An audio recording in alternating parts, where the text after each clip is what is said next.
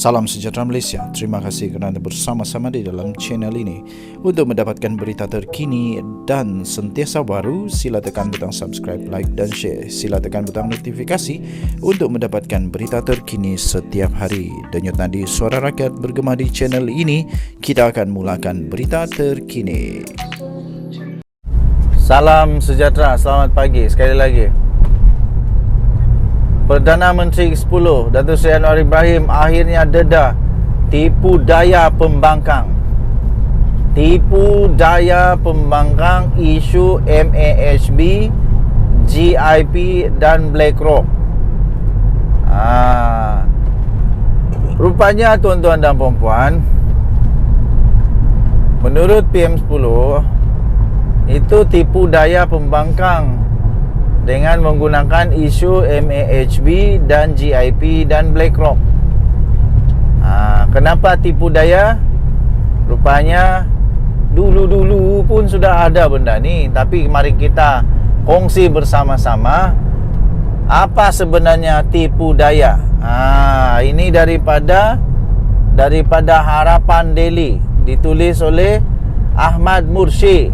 Ini salah seorang penulis artikel yang sangat-sangat saya suka. Pembangkang fitnah kerajaan jual hak Malaysia dalam MAHB kepada pelabur asing.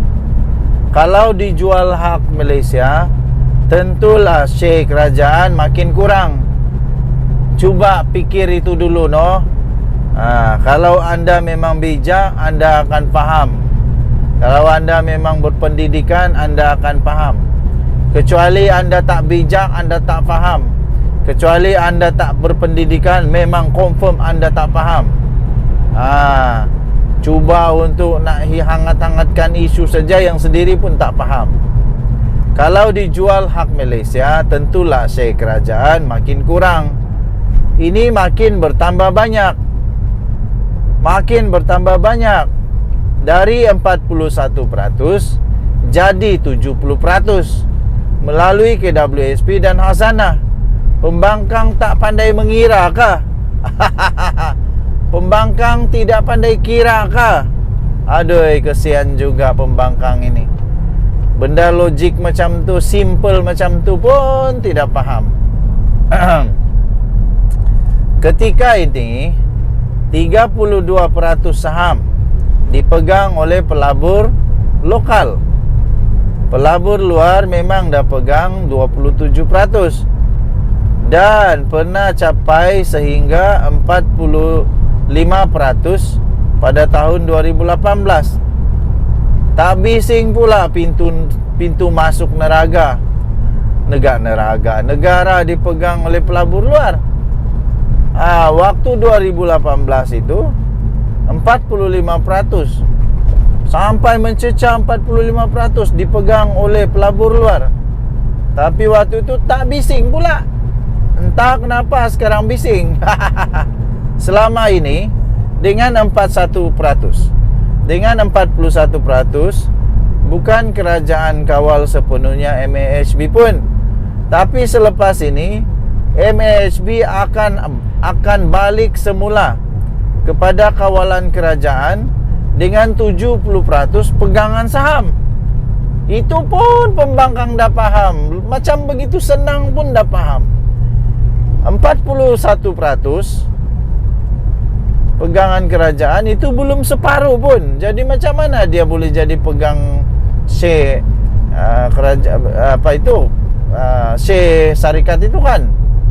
Tapi kalau 70% itu sudah lebih separuh. Suara dia paling kuat. Dia buat kawalan. Malah 70% itu 2/3. Sudah 2/3 pun. Wow. Sudah hampir 2/3. 75% baru 2/3. Ini 70% hampir 2/3. Jadi kawalan sudah dipegang semula di kerajaan. Ini pun walaun tidak faham. Kesian juga. Jadi dengan 70% pegangan saham sudah menjadi milik kerajaan semula. Sejak tahun 2012. Sejak 2012 ini masih UMNO tau. Tapi tidak bising pun. Sejak 2012 KWSP sudah pun ada kerjasama dengan GIP. Bahkan KWSP juga ada kepentingan dalam airport Gatwick dan Sydney. Jadi waktu itu tidak bising pula. KWSP dah lama berunding dengan GIP untuk kerjasama ini, dan rundingan dah selesai. Kerajaan tak pernah berunding dengan BlackRock pun selama ini.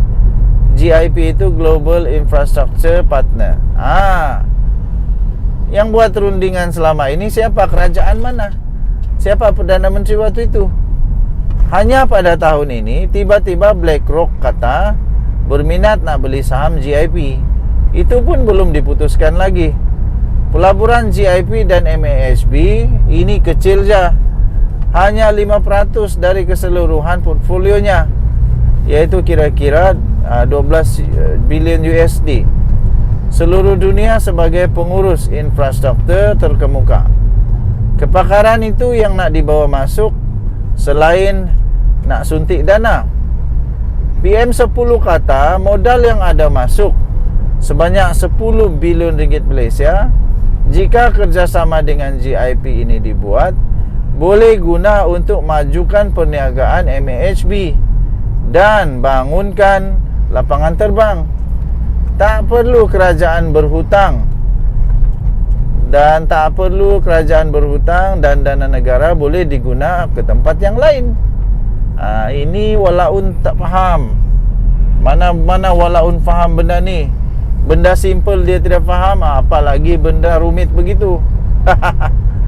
GIP dan Lembaga Pelaburan Abu Dhabi Adia akan beli dari 27% saham yang memegang kini dipegang pelabur luar, dan akan jadi 30%. Jadi tuduhan pembangkang itu sebenarnya adalah fitnah.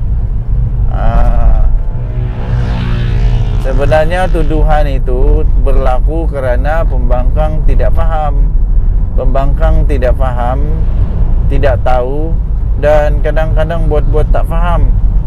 Sebab rupanya benda ni BlackRock, GIP kah, BlackRock kah, ini semua bukan baru berlaku kemarin. Perundingan bukan baru kemarin. Sudah lama pun. Tapi bila Anwar Ibrahim jadi Perdana Menteri, bukan main lagi. Kenapa? Sebab nak tunggang lah, supaya ini boleh jadikan isu yang boleh jadi menangkan kalau ada PRK kah, PRU kah. Tapi sebenarnya yang ramai rakyat tidak tahu adalah benda ni bukan dari kemarin. Ini sudah lama berlaku. Okey, untuk dapatkan berita yang lengkap, sila layari harapandaily.com. Kita jumpa lagi. Bye-bye.